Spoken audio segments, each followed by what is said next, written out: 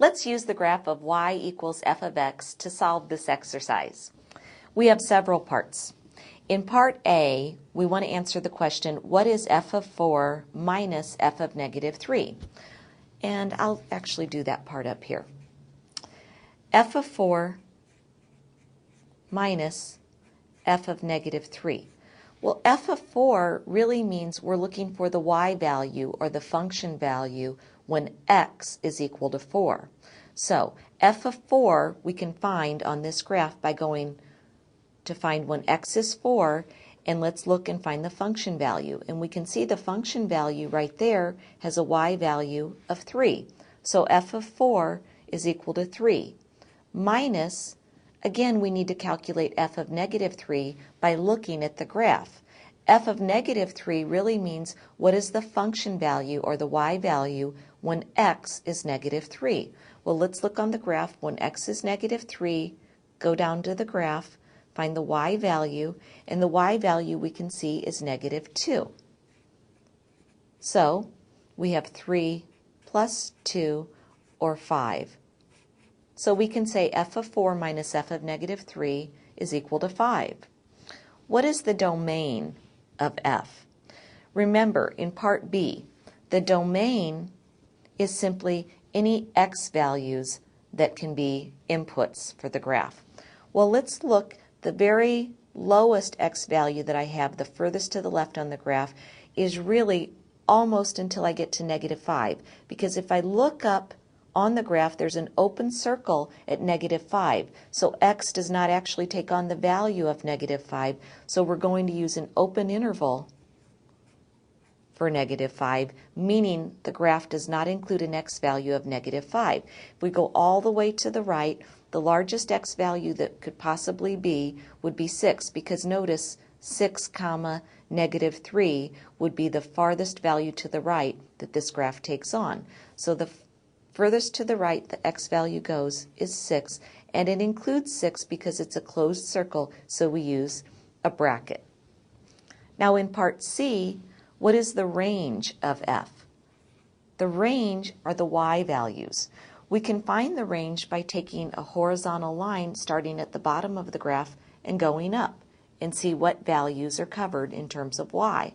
Well, the lowest y value we can see is negative 4.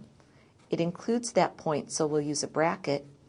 And the highest y value that we can see is positive 5, and it also includes that value, so again we use a bracket. Let's move on to part D.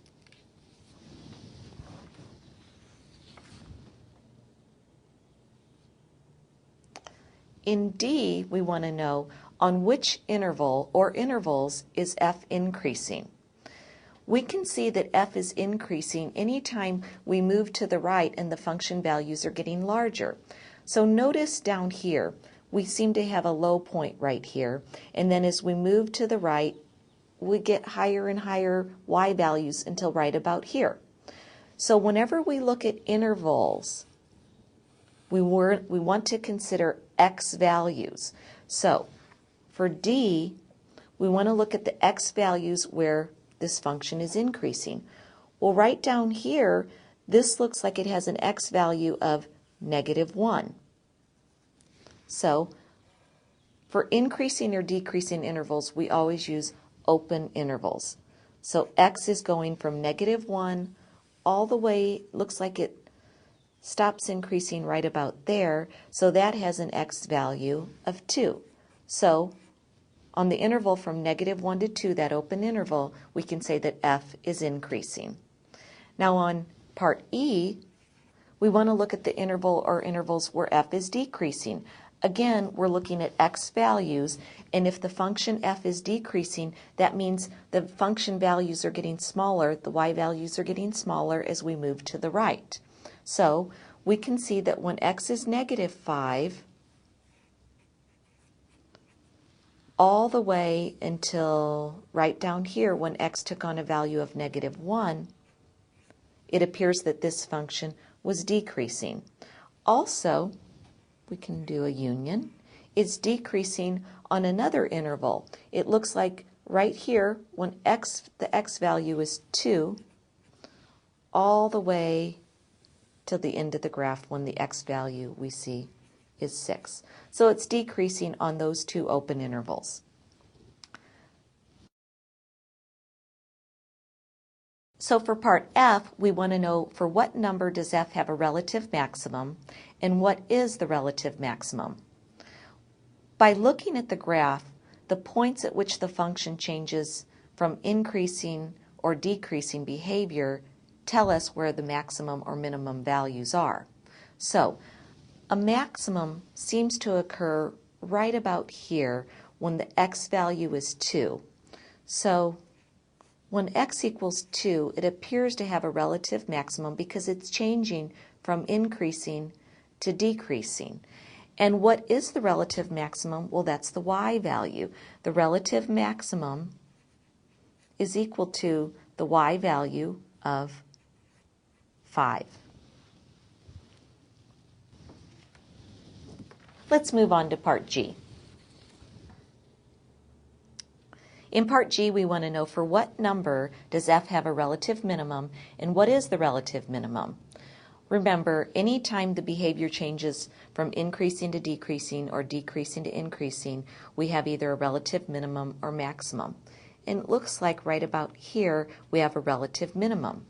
So in part G, the x value that corresponds to that relative minimum would be an x value of -1, and that relative minimum would be f of -1, or a y value of -4. In part H, what are the x-intercepts?